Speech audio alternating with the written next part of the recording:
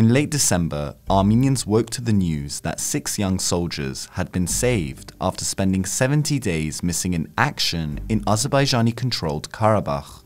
We went to speak to one of them, Harutyunyan from Martakert. He recounted his experience during those 70 days once again, but this time in English. My name is Harutyunyan. I am from Armenia, Artsakh, a city Martakert.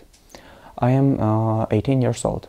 I graduated from high school last year and entered American University of Armenia, majoring in engineering sciences.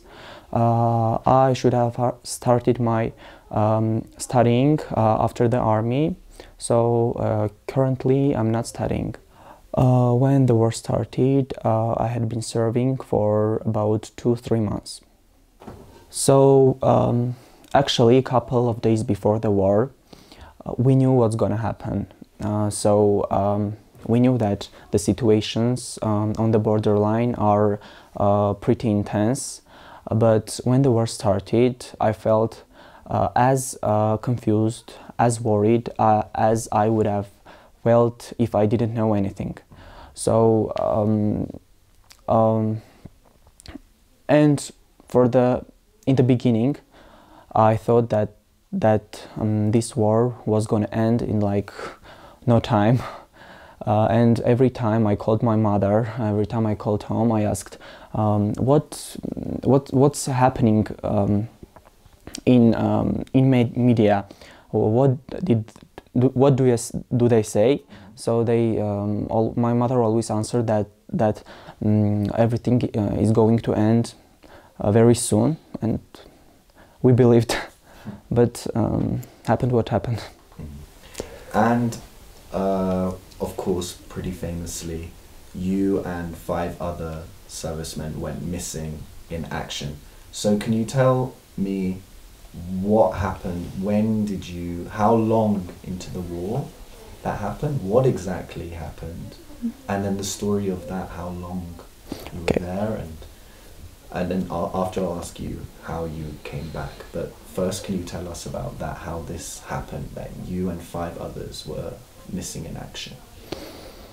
So from the first day of the war, we were on the borderline. In the beginning, we were in Jabrail, but little by little, we were losing our territories. So it happened that on the 10th of October, we were already at Hadrut, and we were trying to defend, we were trying to protect a mountain, but on that day we were attacked. A significant part of the Armenian soldiers didn't manage to escape to the better place.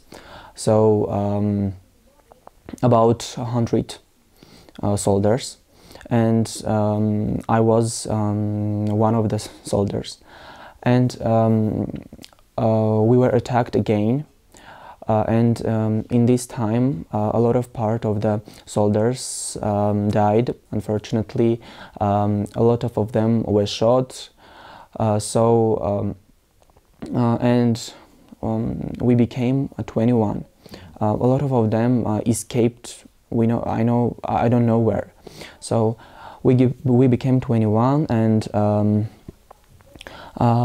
went to one of the villages of Hadrut. I don't want to say the name because we stayed for the first days. We stayed in a house, but the enemy detected our location, so later we needed to change our accommodation. So we went to the forest and stayed there for about 2-3 weeks. During the nights, we brought food, canned food, compotes from the houses, from the basements to the forest, and tried to stay as noiseless, as calm as possible during the days. But later, all those times we were discussing what to do next. should we stay, should we go somewhere else, and we didn't have a phone connection with Armenia. So it happened that our group became separated into 3 little groups. So a group who didn't want to stay, they decided to go to Stepanakert, to the direction of Stepanakert. Another group who decided to stay at the forest, still wait, and 6 of us who decided to go to the roof of a house. So we went to the roof of the house in the same village and waited there about, again, 2-3 weeks. But later the war ended. And the enemy started to search the houses. So even one day we were on the roof, the enemy came to the house and tried to climb up to the roof, but he couldn't because we closed the entrance with heavy things, so they couldn't just open. They thought that's and they didn't climb. And when they did that, we understood that we shouldn't wait no more. It's really dangerous. We should go somewhere else. First, we were thinking about going to the direction of Armenia, but later we came up to the thought that it's very dangerous because the enemy is more careful at the borderline of Armenia. So we decided to go to another village. First of all, we went to another village on the south of Hadrut. Then we prepared to the journey to go to the direction of Iran. We wanted to cross the river Arax and get to Iran. So we even burned oil to make rice and took with us. We found water in that village. Before we didn't have a resource of water, we had only compotes, homemade juice. So we prepared everything, prepared our bags and started our journey. So we started walking on the 6th of December, and on that day it was snowing very hard. We walked about 2 weeks, like from 6th of December to the 17th of December, and we have already been out of water, food on that day, and we thought that we should get to Arax, we should somehow get to Iran. That's our only chance. Also, we had somehow managed to recharge our phones using little batteries from clocks, and during all the way we were trying to see if there's connection. So every mountain we passed, we checked our phone connection and didn't have anything. So later we saw an abandoned village and thought that there might be a river, something. We just thought. So me and Ruslan, one of my friends, went to see what's in the village. It was very old. I think even it was Turkish village. When we went to that village, we saw that there is everything. There's food, there's water, but left by Armenian soldiers. So we were happy.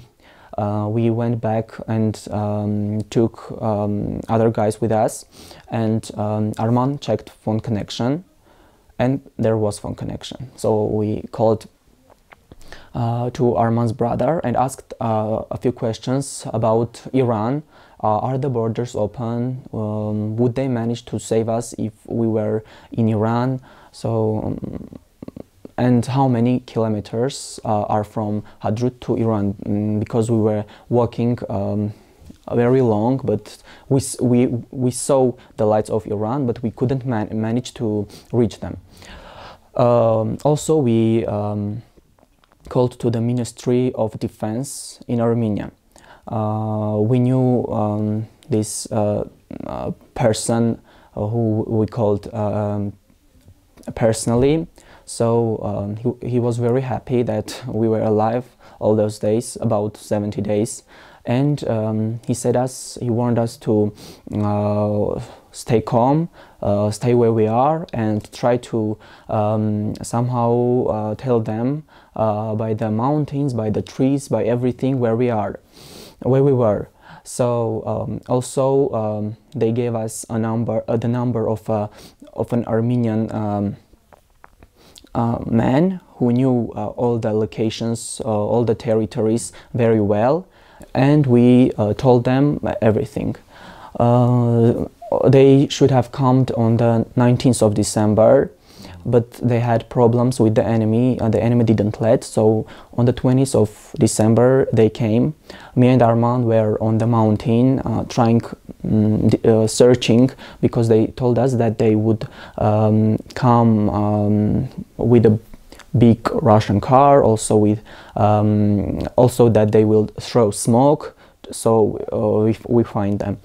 And when we saw the smoke, we were very happy. We knew that we are saved, but so we called this person, but he didn't answer. There was no connection with him, so we called to Armenia, told them that we saw that smoke, and they somehow called this guy, and they throw the smoke nearby, so several kilometers, a few. The next mountain. So me and Arman somehow ran, because we got frostbite and it was very difficult for us. So somehow ran to him. He said the password, because we had the password. It was October 22. So the Russian peacekeepers, the Red Cross, Armenians, and a few Azeri soldiers came to save us. We were saved. Then we went to meet the president of Artsakh, the general of the peacekeepers who organized everything. Thanks to him, we were saved. And later we went to the hospital of Artsakh. And you also received an injury to your foot. Can you tell us what happened? And first. Okay. So when we started our walking, it was snowing very hard, and from the first day our socks got very wet, and we didn't have the opportunity to warm them up. So all 6 of us got frostbite of our feet. The injuries were different. My left toes were removed. But I already can walk. Everything is better now. I feel better. And how did you feel when you arrived in Stepanakert or even Armenia? Well, it's hard to explain, because it's something unreal, not only for you and for us too. But I felt fantastic, first of all. But I needed like about 2 weeks to realize where I am, what's going on, because during the first days, when I heard any noise, like about noise of a car, I got nervous. I thought that it's the enemy, and not only me, the other guys too. But now I got better. Your family obviously was trying to contact you for a very long time. So how was it for your family once they knew you were safe and in Stepanakert? So my family has been struggling through another war nobody knows about. My father was on the front line trying to get me out from the first day of my blockade. And when the war ended, he was trying to negotiate with Russian peacekeepers with the enemy to save us. He was even in the same village where I was, but I had already gone to another village. So just and my mother and sisters were trying to get help from international structures like Red Cross, European called, and they did the best.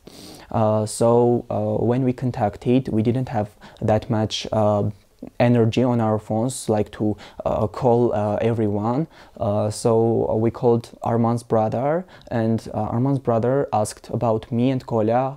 Were we with Arman? So when we answered yes, and Arman answered yes, and my family knew that I'm alive on the 18th of December. And when I came, I saw my father in Stepanakert on the 20th of December for about a few seconds, because later we were moved to the hospital and he couldn't see me anymore. And I also called my mother, my sisters, but they were crying. We didn't manage to speak. What would your message be to a lot of Sputgais and foreigners who don't understand war? And as someone who has seen war, what would your message be to people like that with regards to peace? I think that war is the most terrible thing that can happen to the nation.